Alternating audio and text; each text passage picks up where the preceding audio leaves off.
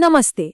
आज के इस डीप डाइव विश्लेषण में हम एक ऐसी एंशिएंट संस्कृत लाइन पर बात करने वाले हैं जो शायद हम सबने कहीं ना कहीं सुनी है, वसुधैव कुटुंबकम। सुरेंद्र यादव के इनसाइट्स पर आधारित हम समझेंगे कि इस बेहद प्रोफाउंड कॉन्सेप्ट और इसके मॉडर्न डे मिस एप्लीकेशन के बीच आखिर क्या टेंशन चल रहा है। ट्रस्ट मी, ये डिस्कशन सच में हमारी सोच को एक नया एंगल देगा। तो चलिए बिना किसी देरी के सीधे शुरू करते हैं। वसुधैव कुटुंबकम यानी the whole world is one family. अब ध्यान दीजिए, ट्रेडिशनली ये लाइन किसी के नोबल कैरेक्टर यानी उनकी महानता को दर्शाने के लिए यूज होती थी। ये किसी नैरो माइंडेड कैलकुलेशन या स्वार्थ के लिए बिल्कुल नहीं थी। सिंपली पुट, ये सदियों से उन उदार और ब्रॉड माइंडेड लोगों की पहचान थी जो सच में पूरी दुनिया को अपना मानते हैं। तो इस सेशन का फ्लो कुछ इस तरह रहेगा। पहले हम इसकी गलतफहमी को क्लियर करेंगे, फिर आत्मिक और जीवा लेवल के डीपली इंटरेस्टिंग कॉन्सेप्ट्स को समझेंगे। उसके बाद हम रियल वर्ल्ड एनालॉजीज पर जाएंगे और फाइनली देखेंगे कि धर्म, राजनीति और अर्जुन की उलझन से इसका क्या कनेक्शन है।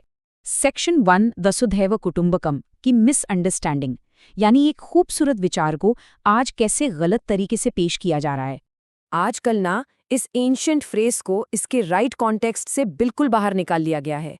स्रोत के मुताबिक कुछ पॉलिटिशियंस इसका यूज करके एक ऐसी कंफ्यूजिंग नैरेटिव सेट करते हैं जहां हर किसी को रिगार्डलेस ऑफ देयर एक्शंस या कर्म प्रैक्टिकली एक समान बताया जाता है।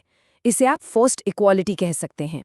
और प्रॉब्लम यह है कि जब हम हर चीज को जबरदस्ती बराबर करने की कोशिश करते हैं तो हम प्रैक्टिकल रियलिटी को कंप्लीटली इग्नोर कर देते हैं। जो एक क्लियर डिफरेंस था ना नोबल कैरेक्टर और नैरो माइंडेडनेस के बीच, वो इस जबरदस्ती की समानता के शोर में कहीं गायब हो गया है।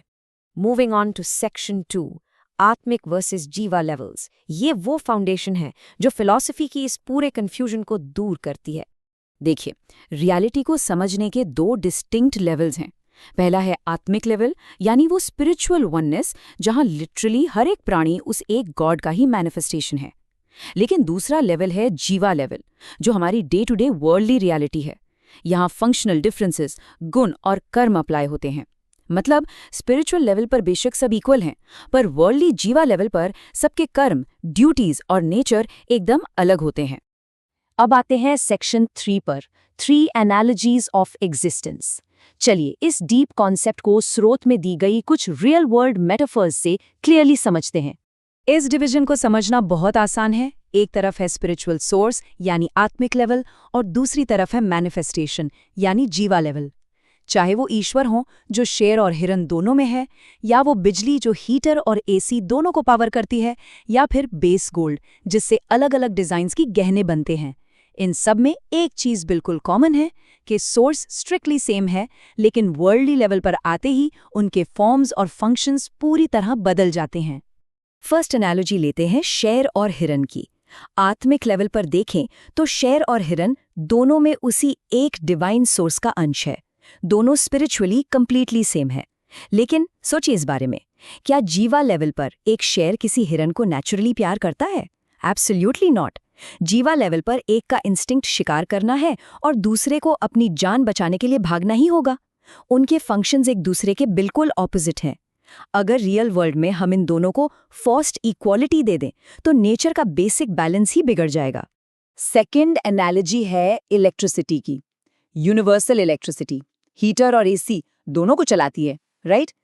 पर जब बात आती है लास्ट माइल कनेक्टिविटी की, यानी हमारे जीवा लेवल की, तो एक तरफ हीटर है जो हमें गर्मी देता है और दूसरी तरफ एसी जो फ्रीजिंग ठंडक देता है। Practical day to day life में हीटर और एसी के फंक्शंस डायरेक्टली ऑपोजिट हैं और इक्वल नहीं हैं।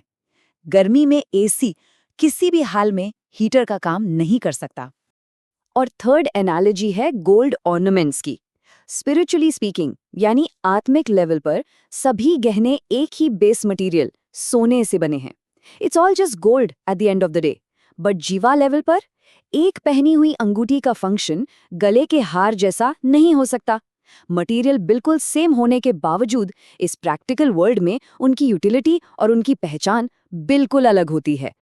लेट्स डाइव इनटू सेक्शन 4, धर्म, सोसाइटी और पॉलिटिक्स। यहाँ हम देखेंगे कि क्या होता है जब लीडर्स इस स्पिरिचुअल और वर्ल्डली फर्क को इग्नोर कर देते हैं।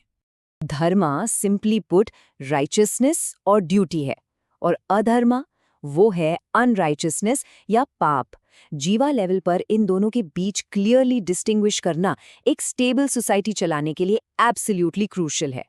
स्रोत ये पॉइंट एकदम क्लियर करता है कि प्रैक्टिकल दुनिया में एक गलत काम करने वाले सिनर को पनिश करना जरूरी है और एक नोबल व्यक्ति को रिस्पेक्ट मिलनी चाहिए। राइट और रॉन्ग का ये क्लियर डिस्टिंक्शन ही हमारी सोसाइटी को फंक्शन करने देता है। To be completely objective here, स्रोत से हमें ये पर्सपेक्टिव मिलता है कि जब सिर्फ पॉलिटिकली करेक्ट दिखने के चक्कर में धर्मा और अधर्मा को एक लेवल पर रख दिया जाता है तो उसके कॉन्सिक्वेंसेस डेंजरस हो सकते हैं।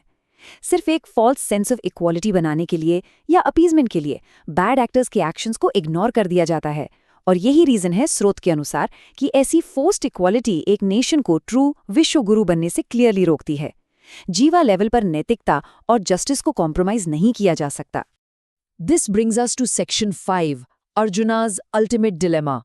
इस मॉडर्न कन्फ्यूजन का डायरेक्ट कनेक्शन हिस्ट्री के सबसे बड़े फिलोसॉफिकल क्राइसिस से है। तो यहाँ ये अल्टीमेट सवाल आता है, अगर सब सच में एक बराबर हैं तो लड़ना क्यों? यही वो एग्जैक्ट डायलेमा था जिसने अर्जुना को कुरुक्षेत्र के मैदान में लिटरली पैरालाइज कर दिया था। सोचिए, जब अर्जुना ने अपने दुश्मनों को सिर्फ एक यूनिफाइंग आत्मिक लेंस से देखा कि हम सब में एक ही ईश्वर है, तब वो पूरी तरह रुक गया। उसने सोचा, अगर सब एक ही फैमिली है, सब प्रैक्टिकली इक्वल है, तो ये हथियार क्यों उठाना? तब भगवद गीता में कृष्ण ने आखिर क्या समझाया?